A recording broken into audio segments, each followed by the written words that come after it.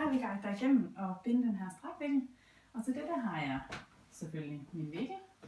Og så har jeg min lille baby herovre, som skal i den, lige så snart jeg har fået den bundet. Fordi det der er med en strækvikkel, det er, at den skal bindes først.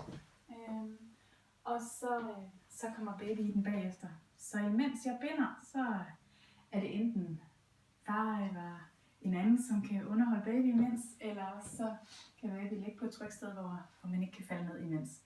Og der må gerne være ro omkring at få bundet den her de første par gange, fordi man kan sige, der er man lidt usikker i det, og hvordan var det nu lige det var. Så der er det rart lige at have god tid, og man ikke bliver stresset af, at der er en lille, der rigtig gerne vil op i viklen lige nu, eller man har noget, der presser på. Så man kan sige, at de første par gange, hvor babyen skal i viklen, så er det rigtig godt, at det er på et tidspunkt, hvor baby er tilpas, og der er ikke sult, der trykker, og der er ikke søvn eller andet, som lige presser på.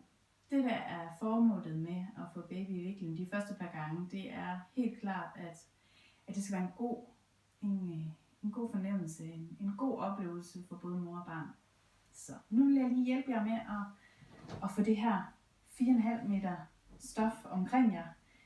Det kan se ganske uoverskueligt ud, men når først man har prøvet det et par gange, så er det faktisk slet ikke så galt. En strækvikkel, fordi det er lavet af stof, som kan give sig. Den skal foldes ud således, at man finder midten af stoffet på den her. Fra Mamas Life, der er så smart, at der er en midtermarkør. Det er der på langt de fleste. Det er meget smart. Den lige præcis på midten skal man ind og have på her. Så den er lige her midt på brystet. Og så skal den ikke sammen på ryggen. Der er lidt kryds her. Der kan det måske være fint at have et spejl eller andet, så man lige kan måle sig med for ligesom at sikre sig, at det ikke vulker sig herom, eller snor sig, hedder det nok nærmere. Så et kryds herom på ryggen, får man lige sit andet stof eller sit andet tøj med, og så det ikke sidder og generer. Fordi hvis man skal gå rundt med den i lang tid, så kan det være træls, hvis der er noget, der ikke sidder, som det skal have indenunder. Så ser det sådan her ud på forsiden. Og undervejs strammer jeg godt igen. Det er stof, der giver sig. Så derfor skal det også sidde stramt. Og så kan det være meget smart lige at få sit hår væk fra hovedet. Også af hensyn til kontakt med barnet senere. Så nu sætter jeg lige mit hår op her. Sådan. Så generer det heller ikke. Så tager jeg de 2 ender her. De bliver strammet godt undervejs. Og så skal vi have alt stoffet puttet ned i lommen her. Sådan. Så ser det sådan her ud. Og hvis det generer, at man lige har de her helt ud, så kan man lige trække dem op. Sådan. Så har man lommen. Og man har de 2 ender under. Så skal der være et kryds. Og det er det kryds, som baby kommer til at skal sidde. Og krydset skal sidde cirka herude ned for navlen. Sådan lige som man kører til, hvor man skal lave sit kryds. Så er det vigtigt at få strammet godt op igen. Den vil gå op her. Den kravler sådan lidt op. Men mere det der med, at man har sådan en eller anden guideline for, hvor skal krydset være. Så nu er den her om krydset. Og så binder jeg en dobbeltknude. Sådan.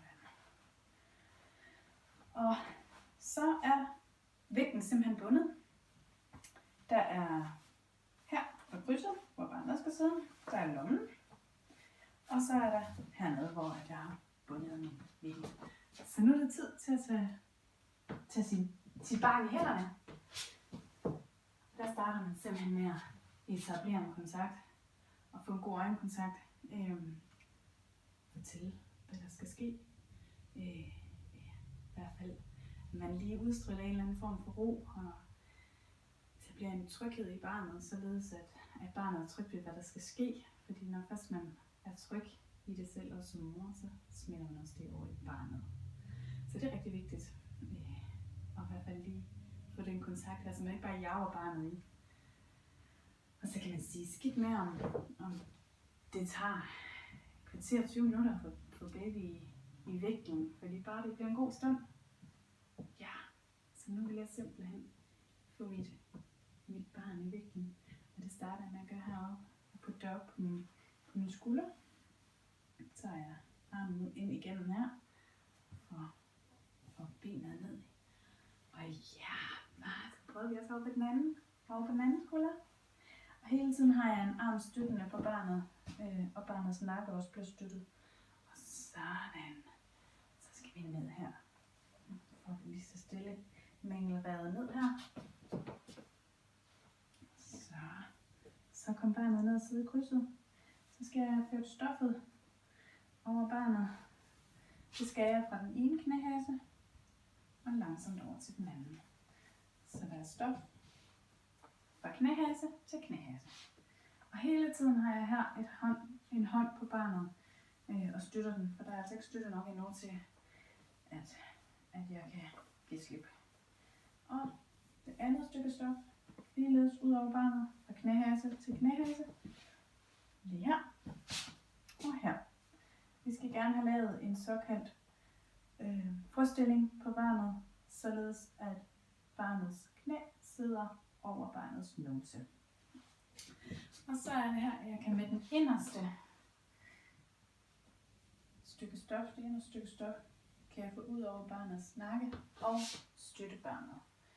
Så kan jeg rulle den her ud, så jeg bedre kan se. Ja, sådan. Så kommer barnet ind her og kan lytte til mors hjerte. Og så skal vi have det her mavestykke ud over. Sådan. Og nu er der støtte på hovedet her, så derfor har jeg givet slip det så stille. Sådan. Men hele tiden med en fornemmelse for, at barnet sidder rigtigt her. Så får vi det her ud over. Sådan. Så kommer mavestykket ud over. Og igen sikrer mig, at knæerne er over numsen. Man kan med fordel på de helt små tage stoffet herned over. Så sikrer man også igen, at knæene kommer over numsen. Senere hen kan det være rart nok egentlig at få det ud over. Det er sådan lidt en smagssag, om man vil have det ene eller det andet. De helt små nyfødte, de vil helt automatisk tage deres knæ op under ved maven i en såkaldt fosterstilling. Det ligger helt naturligt fra tiden inde i maven. Og det man egentlig gør med vikling, det er jo netop, at man genskaber den her forlængede fostertilstand. Og man går ind og genskaber den her tilstand, hvor barnet er omsvøbt. Det ligger tæt ind, genkender lyden fra mors hjerte af. Så derfor er der rigtig, rigtig mange babyer, som falder rigtig godt til ro med det. Det, der er vigtigt herinde, det er, at jeg, når jeg virkelig får mine hager klemt sammen her, kan komme ind og lige så stille kan kigge til barnet herinde. Jeg kan mærke åndedrættet imod min hud herinde på min brystkasse. Det er en rigtig god guideline. Det man kan sige, der er med en strækvikkel, det er, at de kan kun sidde i den her binding. Det her det er den eneste binding, man skal bruge til en strækvikkel. Der er noget, der hedder en fastvikkel også, og der er utallige af bindinger, man kan bruge til den. Men den her, der bruger man kun denne her binding.